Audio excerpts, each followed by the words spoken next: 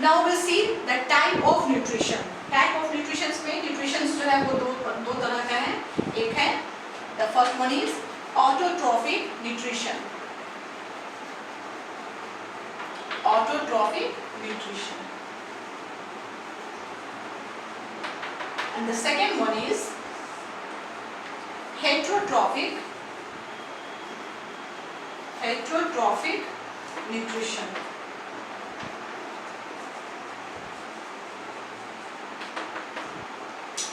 Now इसे हम लोग इसके डेफिनेशंस में जो वर्ड यूज किए गए हैं अगर उसको हम लोग समझते हैं तो याद रखने में कोई हम लोगों को परेशानी नहीं होगी। जैसे auto means self and troph means nutrition, means the organism which are self dependent for the nutrition।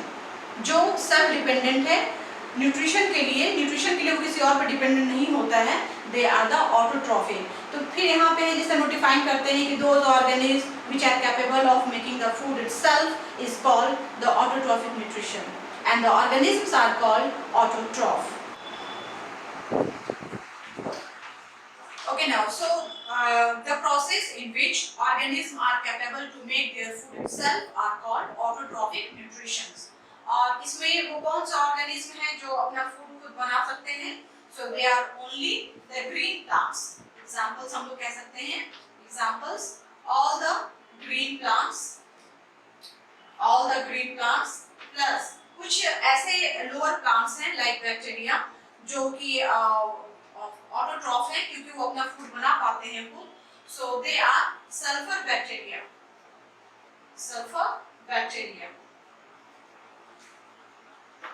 ये दो जो है वो अपना फूड खुद बना सकते हैं, इसलिए इन लोगों को हम लोग कहते हैं कि दे आर ऑटोट्रॉफ। क्योंकि प्रोसेस को ऑटोट्रॉफिक न्यूट्रिशन कहते हैं and the organisms are called autotroph. And just opposite hetero means others and troph means nutrition, means those organisms or the process in which organisms are unable to synthesize their food, hence they need to depend on others for the foods are called heterotrophic nutrition।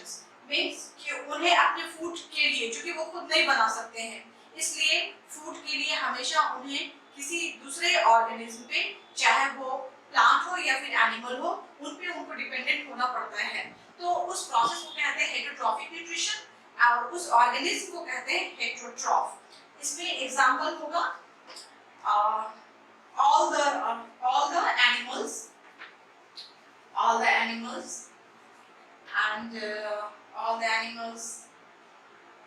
and non-green plants। non-green plants में आपका हमने ऐसा लिखा है, इसमें आपका आएगा fungi plus bacteria. Bacteria means ये सल्फर बैक्टीरिया को छोड़कर बाकी बैक्टीरिया जो है वो अपना फूड नहीं बना पाते हैं, इसलिए वो दूसरों पे डिपेंडेंट होते हैं। सो इन आवर इकोसिस्टम, हमारे इकोसिस्टम में क्या होता है कि फूड का प्रोडक्शन होता है, फिर उस फूड पे सीरियल वाइज सब लोग डिपेंडेंट होते हैं। तो हमारे इकोसिस्टम में सिर्फ ये ग्रीन प्लांट्स कहेंगे बेसिकली, ये जो है यही सिर्फ फूड को प्रोड्यूस करते हैं, that's why they are called producer. ये हमारे इकोसिस्टम का प्रोड्यूसर है, ये फूड बनाता है, कभी भी दूसरे के फूड पर डिपेंडेंट ये नहीं होता है। एंड जस्ट अपोजिट ये हेटरोट्रॉफ, चूंकि कभी भी फूड बनाता नहीं है, हमेशा फूड के लिए दूसरों पर डिपेंडेंट होता है, इसलिए इसे हम लोग कहते हैं कंज्यूमर। प्रोड्यूसर का कोई लेवल नहीं है, प्रोड्यूसर है तो है, उसका काम है बनाना ओनली। कंज्यूमर, चूंकि कंज्यूम करने का लेवल जो है, कैटेगरी जो है वो अलग अलग है। कुछ लोग सिर्फ प्लांट और प्लांट प्रोडक्ट पे डिपेंडेंट होते हैं फूड के लिए, कुछ ऐसे भी हैं जो प्लांट के अलावा एनिमल और प्लांट दोनों को, कुछ लोग हैं कि सिर्फ प्लांट को, उनका कैटेगरीज है। तो दैट मींस कि अब हम लोग आगे देखेंगे type of heterotrophic nutrition. Okay, so autotroph एक इसका भी टाइप है autotrophic nutrition.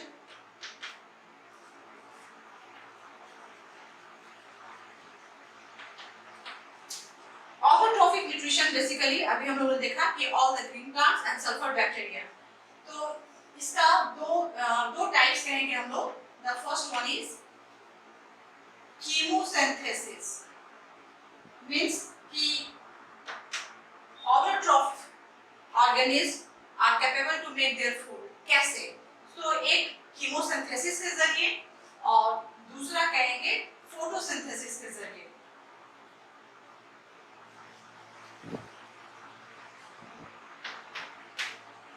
Chemosynthesis and photosynthesis. इसमें हम लोगों को यहाँ पे हम लोग देख लें chemo and synthesis. Synthesis means to make, to make, to make. Chemo stands for chemicals, means those organisms or the process, sorry not organism, the process where the organism utilize the chemicals to make their food are called chemosynthesis. And just opposite photo. Photo is the unit of sunlight, that is photon. वहाँ से ही photon आया है, photo आया है, that is photon और आप sunlight कह सकते हो। So the process where the organism make their food, जो कि synthesis का मतलब क्या है? To make. So वो अपना food जो है वो sunlight के help से बनाता है। So the process is called photosynthesis. और हम लोग इन दोनों chapters को आगे पढ़ेंगे। इस photosynthesis को हम लोग आगे पढ़ेंगे details में। और इसी को हम लोग कहेंगे न्यूट्रिशन इन प्लांट। एक्चुअली जहां पर मीनिंग आएगा या चैप्टर पढ़ना है कि nutrition in plant, that means आपको पढ़ना है photosynthesis. This chemosynthesis is done in bacteria, that sulphur bacteria, sulphur bacteria. और ये photosynthesis all the green plants, all the green plants, ये जितने भी ग्रीन प्लांट्स हैं ये सब फूड अपने फोटोसिंथेसिस के जरिए बनाते हैं, जबकि बैक्टीरिया जो है वो कीमोसिंथेसिस के जरिए फूड बनाता है।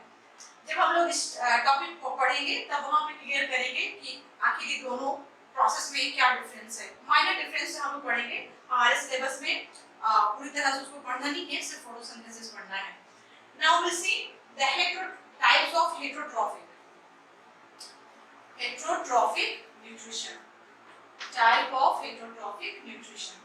इसमें जो टॉपिक हम लोग पढ़ेंगे, जो टाइप्स हैं उनको हम लोग एज अ कॉम्पैरेटिव स्टडी करके पढ़ेंगे, तो ज्यादा आसान होगा हम लोगों के लिए उसको समझना और याद रखना भी। So the first type is Holozoic and the second one is Saprophytic, Saprophytic। इसमें ऑर्गेनिज्म को कहते हैं सैप्रोफाइट, प्रोसेस को कहते हैं saprophytic and this is the process is called parasitic, parasitic and organisms are called parasite। अब देखिए कि तीनों में क्या डिफरेंसेस है। और एक यहाँ पर मैं ये बता दूं कि ये डिफरेंसेस, यहाँ पे डिफरेंसेस था फूड को बनाने में, वो कैसे बनाते हैं उसकी वजह से उसको डिफरेंशिएट किया गया था। यहाँ पर जो डिफरेंशिएशन है ये है कि फूड की जो ऑर्गेनिज्म ले रहे हैं तो वो कैसे ले रहे हैं, इस बेसिस पर यहाँ पे इनका ये कैटेगराइज्ड किया हुआ है।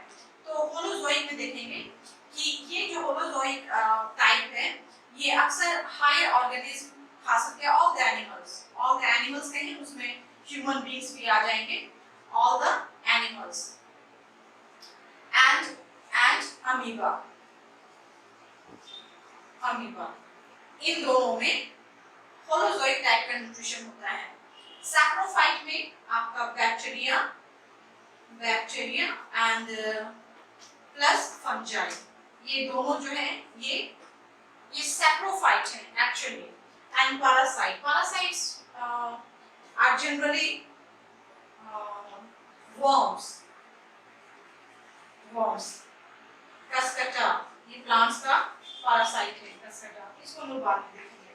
फिर आते हैं, ये तो है कि किन लोगों में होता है। अब है कि होलोजोइक क्या है। So in this process the organism engulf the food and digest the food inside the body। आप थोड़ा इसमें गौर से सुनेंगे ताकि दोनों में डिफरेंसेस समझ में आए। बुक्स में जनरली लिखा होता है वो गलत नहीं लिखा होता है, लेकिन हम लोग उसको पढ़कर कुछ दूसरा समझते हैं। सो द ऑर्गेनिज्म, यहाँ पर बेसिकली फूड कहाँ डाइजेस्ट हो रहा है इस बेसिस पर ये इनका डिफरेंशिएशन भी किया हुआ है। So in holozoic the organism engulf the food. यहाँ पर ये कहने का मतलब है कि वो फूड को अपने बॉडी के अंदर ले जाता है। इंगल्फ का मतलब होता है, लिटरल मीनिंग होता है निगल जाना। लेकिन आप कहेंगे हम तो फूड निगलते नहीं है, हम तो चबा चबा कर खाते हैं। लेकिन यहाँ पर कहने का मतलब है कि आप चबा कर खाओ या फिर आप उसको ऐसे ही निगल जाओ, लेकिन एटलीस्ट आप उसको अपने बॉडी के अंदर ले जाते हो। अमीबा भी वही करता है फूड को, इसके पास कोई स्टमक नहीं है, बल्कि फूड वैक्यूम बनाता है और फूड को ये अपने बॉडी के अंदर कर देता है। और ये बॉडी के अंदर एंजाइम्स के हेल्प से, जूस, डाइजेस्टिव जूस के हेल्प से वो फूड को डाइजेस्ट करता है, ब्रेक करता है, फिर तब जाकर डाइजेस्टेड फूड से ये एनर्जी रिसीव करता है। अब आ जाए इस सैप्रोफाइट में। In saprophytic process the organism feed on dead and decaying material, the rotten material। तो ये कहना सही है, ये लिखा हुआ भी है बुक में, और आपको लगता है कि जो सड़ा हुआ है ये बैक्टीरिया और फंजाई वहां जाते हैं और वो सड़े गले को खाते हैं। लेकिन आप इसको थोड़ा अलग समझो। एक्चुअली ये सड़े गले पर जाते नहीं हैं, ये जाते हैं फ्रेश वाले पर ही। जैसे हमारे सराउंडिंग्स में जो कुछ भी सड़ता है, तो that is because of the bacterial और द फंगल एक्शन एक्टिविटीज। ये गिरते हैं फ्रेश फूड पे ही, लेकिन वहां पे ये क्या करते हैं कि फूड को डाइजेस्टिव एंजाइम्स जो है वो उस फूड पे वो छोड़ते हैं। फिर उस एंजाइम्स और उस फूड के बीच में केमिकल रिएक्शन होता है और उस फूड का जो न्यूट्रिएंट्स होता है उसका ब्रेकडाउन हो जाता है। जैसे ही उसका ब्रेकडाउन होता है नाउ एक फॉल स्मेल जो है वो हमारे सराउंडिंग्स में आना शुरू हो जाता है और हम कहते हैं कि ये चीज जो है वो सड़ गया या गल गया। तो हमारे किचन में हो, हमारे घर में हो, हमारे घर के बाहर हो, अगर वो सड़ता गलता है तो that is because of the action of this bacteria and fungi.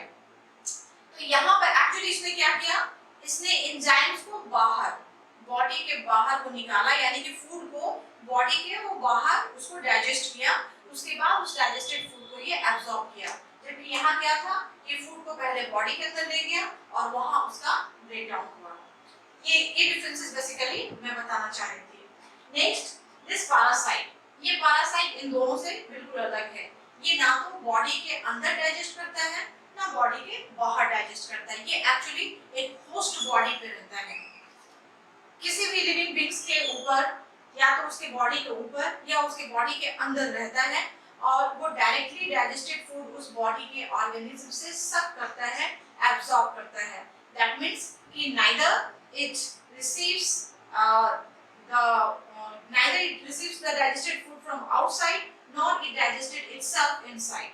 ये रेडीमेड कह ले कि रेडीमेड ये डाइजेस्टेड फूड को एब्सॉर्ब करता है। इनको पैरासाइट कहने का एक वजह है कि most of this organism are pathogenic, means this causes disease, इसलिए इनको हम लोग कहते हैं कि ये पैरासाइट है। एग्जांपल्स अगर ले लें, कसकटा, अमर बेल भी कहते हैं इसको। आप देखे होंगे आपके सराउंडिंग्स में कभी-कभी ऐसा होता है कि जो पेड़ होता है, बड़ा पेड़ होता है, उसके ऊपर एक जाली जैसा एक दूसरा पेड़ चढ़ जाता है। वो धीरे, अगर आप उसको बहुत लॉन्ग टर्म के लिए आप उसको वहां छोड़ देते हैं तो वो उस पेड़ को सुखा देता है। सूखने की वजह क्या है कि उसका जो भी न्यूट्रिएंट्स है उसको ये सक कर लेता है, खुद तो सर्वाइव करता है लेकिन उस प्लांट्स को वो मार देता है। अगर वो प्लांट मर जाएगा बाद में ये खुद भी मर जाएगा, लेकिन जब तक ये वहां रहेगा उसके लिए वो एक ये तो उस ऑर्गेनिज्म को it is fatal for that organism। Next external parasite है, हमारे सर में जू रहते हैं, दैट इज एक्सटर्नल पैरासाइट, वो पैरासाइट हेपेटाइटिस में ही आते हैं। इंटरनल पैरासाइट है एस्कैरिस, इसे यहां लिख देती हूं। The lice is external and ascaris अक्सर हम लोगों के इंटेस्टाइन वगैरह में मिल जाता है, ये इंटरनल पैरासाइट है। बट इट कॉजेस, ये न्यूट्रिएंट्स लेते हैं, बदले में ये हार्म पहुंचाते हैं। So this is the holozoic, saprophytic and parasitic। I hope you understand this difference।